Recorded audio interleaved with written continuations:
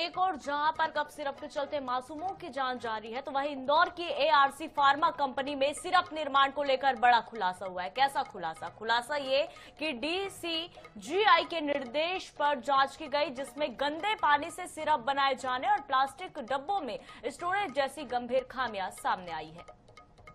तो आपको बता दें कि 27 से 29 सितंबर के बीच 5 सदस्यीय टीम ने फैक्ट्री का निरीक्षण किया था। रिपोर्ट के बाद आग कंपनी में सिरप उत्पादन पर रोक लगा दी गई है। तो ये बड़ा खुलासा हुआ है, खराब पानी से यहाँ पर जो है सिरप बनाया जा रहा था। अब ये खुलासा हुआ, आपको बता दें कि सिरप पीने से ही 20 बच्चों की जान चली गई है। अब इस पर सरकार सख्त है, लगातार टीम जांच कर रही है। कनेक्शन जो है तमिलनाडु गुजरात तक निकले हैं। इंदौर में भी जहां पर ये सिरप बन रही थी, वहां पर drug controller general of India की तरफ से निर्देश के बाद यहां पर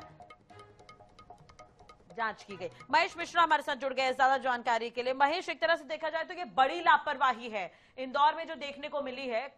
सिरप बनाई जा रही थी, पानी का इस्तेमाल जो किया गया वो गंदा पानी है। लोग बीमार होते हैं, ठीक होने के लिए सिरप का इस्तेमाल करते हैं। अगर सिरप ही मानक तय हिसाब से नहीं बन रही है तो कठोर कार्रवाई होनी चाहिए कंपनी पर। बिल्कुल सही कहा आपने। लोग अपने स्वास्थ्य के लिए अपने वहाँ पे खड़ा हूँ, जो वही आरती कंपनी है जिसमें सितंबर महीने में यहाँ इन्फेक्शन हुआ था। Director general of drug controller का आपको अंदर की ओर दिखाने की कोशिश करता हूँ। फिलहाल कंपनी को बंद किया जा चुका है, कंपनी को गेट से ताला है। अंदर की तरफ आपको बोर्ड पे नजर आएगा कंपनी का नाम। इस कंपनी में 27 से 29 सितंबर के दौरान जब यहाँ पे इन्फेक्शन हुआ था, यहाँ पे जब 3 सदस्यीय 5 सदस्यीय 3 सदस्यीय और टीम ने यहाँ पे पाया था कि जो पानी है दूषित पानी है, उसके फंगस है, जिस तरीके से दवाइयों को स्टोर करने के लिए बॉक्सेस हैं वो भी अमानक स्तर के रखे गए थे। पर एक महत्वपूर्ण बात इस पे यह है कि जब छिंदवाड़ा में बच्चों की जिस कप सिरप से जान गई है, कप सिरप यहाँ से सप्लाई नहीं हुआ था। इस कंपनी को सितंबर में ही ड्रग कंट्रोलर ऑफ इंडिया की टीम ने जांच के बाद में इसे बंद करवा दिया था। इसको बंद कराने के बाद में यहाँ से किसी तरह की ड्रग की या किसी तरह की सिरप की कोई सप्लाई नहीं है। फिलहाल कंपनी को बंद किया जा चुका है। पर यदि इसी तरह की मुस्तैदी, इसी तरह की जो है सजगता पहले दिखाई जाती है, अन्य कंपनी का भी इसी तरीके से निरीक्षण परीक्षण हुआ होता देश भर के अलग अलग जो राज्यों में जहां से कप सिरप बन के आ रहे हैं, तो शायद मासूमों की जानों को बचाया जा सकता था। पर इस वक्त यहाँ पर ताला लगा हुआ है, कंपनी बंद कर दी गई है। कंपनी को सितंबर माह के लास्ट में ही बंद कर दिया गया था। छिंदवाड़ा में होने वाली घटना के पहले इस कंपनी को बंद कर दिया गया था और यहाँ से जो मिलने वाले सिरप है उसकी सप्लाई फिलहाल मार्केट में नहीं है।